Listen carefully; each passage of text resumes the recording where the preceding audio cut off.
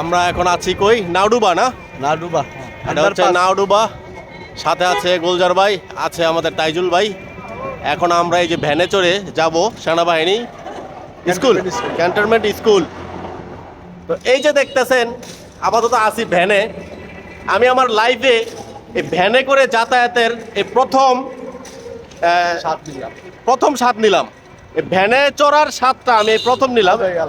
এর আগে কখনো আমি ভ্যানে চড়ি নাই। এই মাদারীপুরে আইসা এই ভ্যানে চড়ার যে একটা অভিজ্ঞতা, সেটা আজকে আমার পূরণ হয়েছে। সারা জীবন শুধু দেখছি যে ভ্যানে চড়া মানুষ এইখান থেকে ওইখানে যায়, মানে আমরা তো ওইখানে অটো দিয়ে যাই বা সিএনজি দিয়ে যাই। তো এইখানে ভ্যানে চড়ার রীতিনীতি এখনো চালু আছে।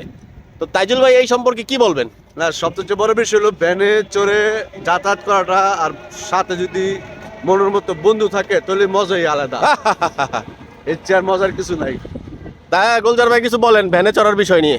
আপনারা আসেন নাওডুবা, আশেপাশে ভালো সুন্দর দৃশ্য দেখার মতো আছে। আশা করি আসলে ভালো লাগবে ইনশাআল্লাহ। ইনশাআল্লাহ। মাঝখান দিয়ে একটু মিস্টেক করে লাইছিল, ভুল করে লাইছিল। তো এই ভুলটা সংশোধন করবো আর কি। তো এই মাদারীপুরের যে নাওডুবা এরিয়াটা, এটা আসলে খুব সুন্দর, নিরিবিলি এবং শান্তশিষ্ট। আমাদের ঢাকা শহরের মতো না। তো সবাই ভালো থাকবেন, ধন্যবাদ।